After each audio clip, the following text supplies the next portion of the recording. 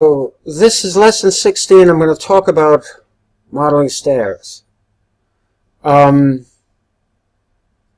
addition to modeling stairs, I'm going to talk about the kind of the philosophy of planning for modeling stairs by understanding the volume that those stairs will occupy. So I'm looking at a plan representation of the first floor. I'm going to turn on the CAD underlay for that drawing, and the stair begins at this point. I think the video will highlight that, and goes up to a landing. There are 8 risers in this direction, landing, 8 risers in the opposite direction, and terminates on the second floor there. So if I were to draw a profile of the footprint of the stair, I could do so by drawing a rectangle around the bounds that the stair will enclose. So it would begin, let me see, I may need the line tool here.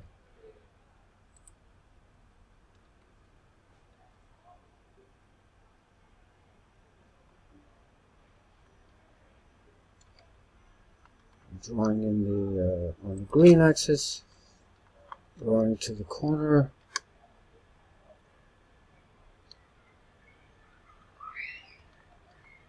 Let's lock the red axis in place to make sure that we're drawing on the same plane. Select the green axis in place.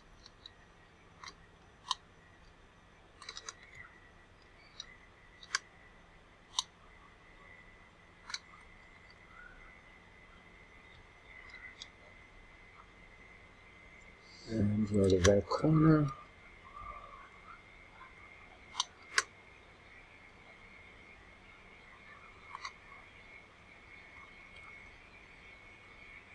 To that intersection, back where we started. So there's a rectangle that represents the footprint of the stair.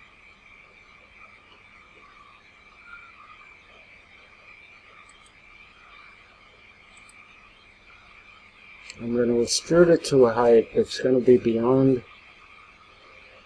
what we'll see in the model because the section plane is still active. So let's say 20 feet, 30 feet, why not, arbitrary, is the height of that rectangle.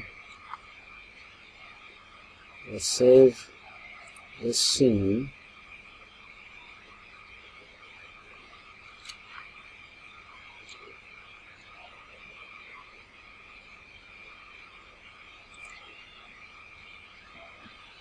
And here's a result of what we did. There's a 3D view with the mouse stuff on. I'm going to triple click that and make this group.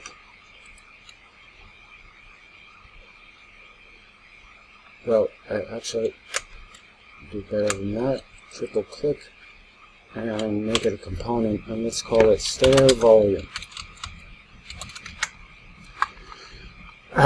For illustration purposes, I'm going to apply material to it that'll make it render it transparent.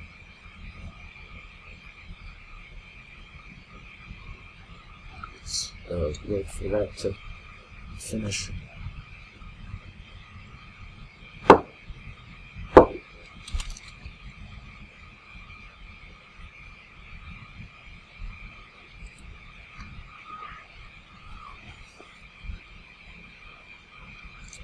I don't think this will crash, but it may.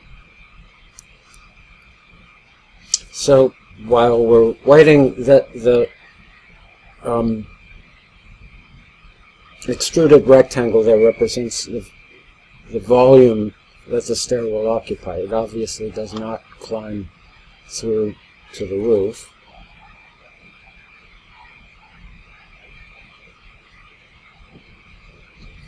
I'll pause the video so that we don't... Oh, it's okay. We're back. Okay.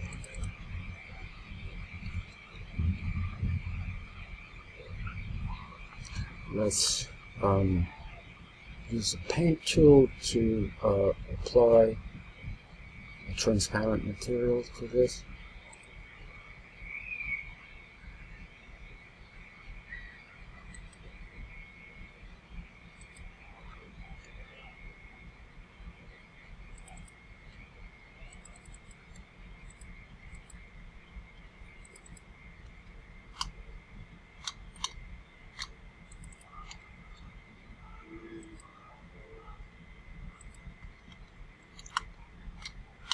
Let's make sure.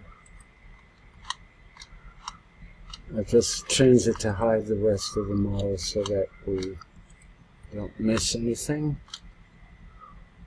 Change it back, component edit,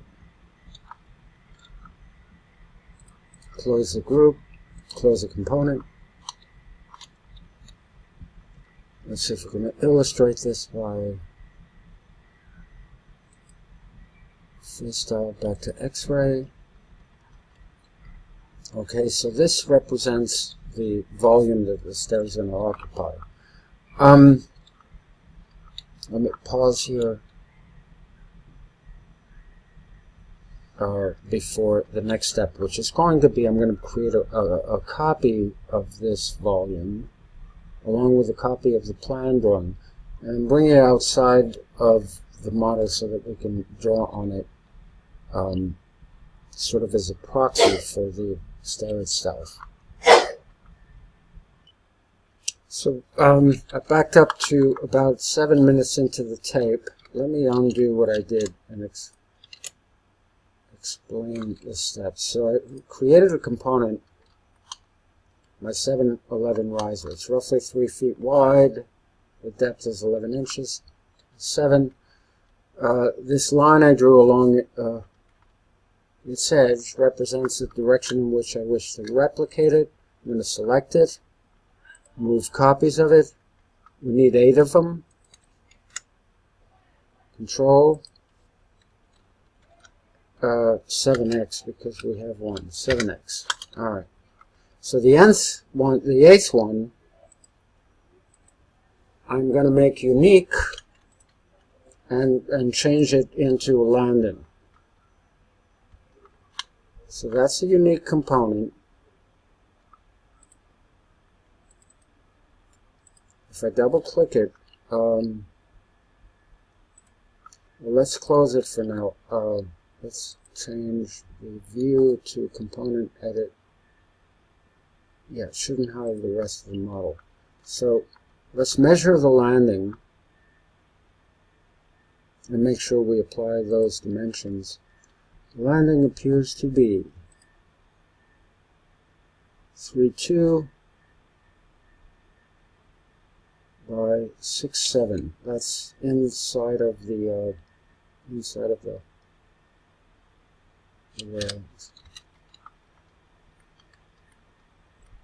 actually lives underneath, doesn't it?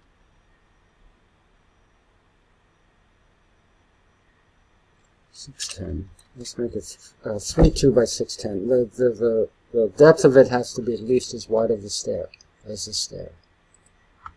So if I double click this unique one, we could do a couple things here. We know it's 11 inches, so 3.2 less 11. 1 inch will make it 12. Another 24. That's 25 plus 2, 27 inches. We have to move 27 inches in this direction. And then to make it 6.11 in that direction, we have to select that face Let's see what we have so far. I'm just going to make it 3-1.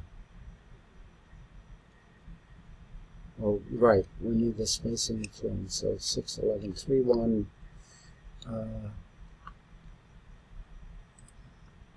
Move it 4 feet.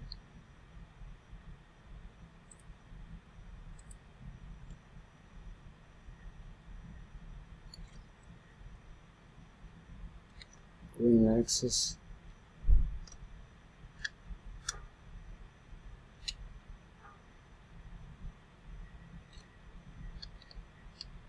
This way. 4 feet. Will that do it? I think it will. No. Try again.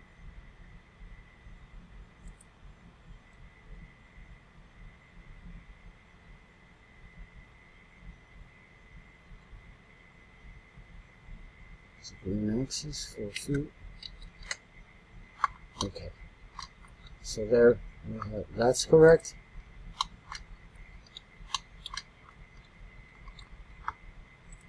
Let's close that component. So there's the landing. We need a copy of this guy. Let's duplicate it using the move copy. We'll use that corner. Let's see. That bottom left corner as a starting point. And then let's move copies in that direction. Snap to there. There's one. What do we need? 1, 2, 7x. It should give us an 8. It's 12 minutes into things. Alright. Let's go to the top view. We can make refinements there. Looks like we're a little beyond where we want to be. Well, we have one more than we need. Trade that we need. Let us take those risers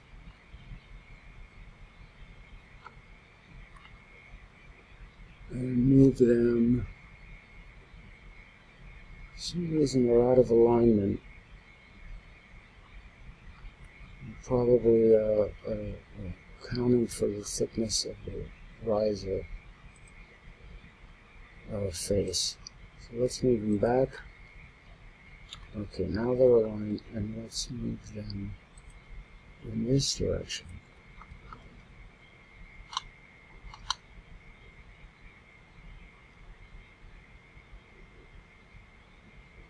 Inadvertently, I'll move them vertically. Didn't mean to do that.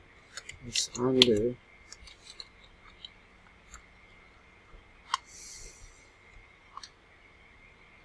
Top.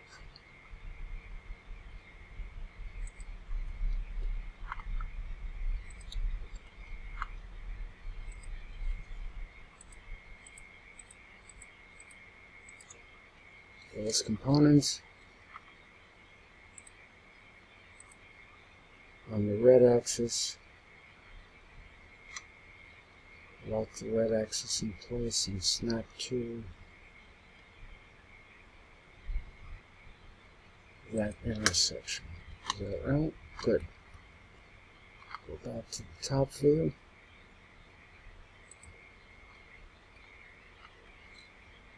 And move them instead now in the direction of the green axis, lock that in place and snap to there.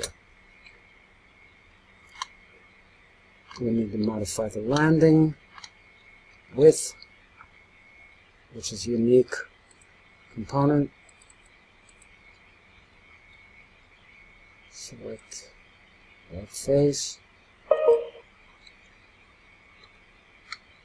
Lock green axis in place. Close the component, and that should give us our stair.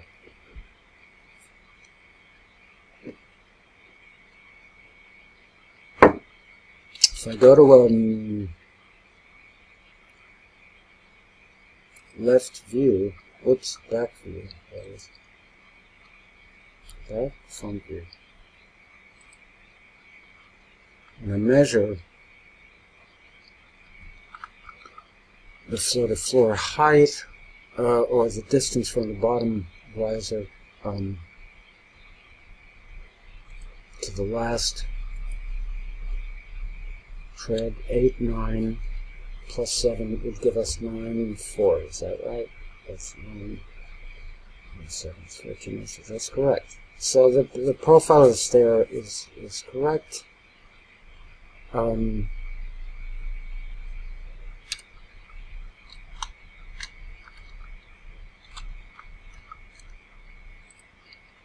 Let's select everything that we modeled.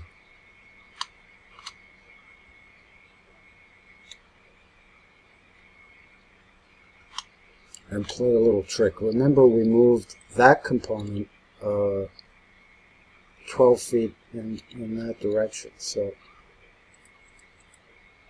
oops.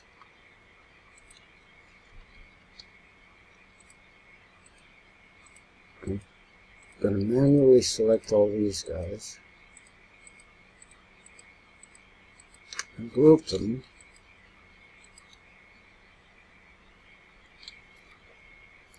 I'm going to Control X, cut it to the clipboard, move this back where it belongs,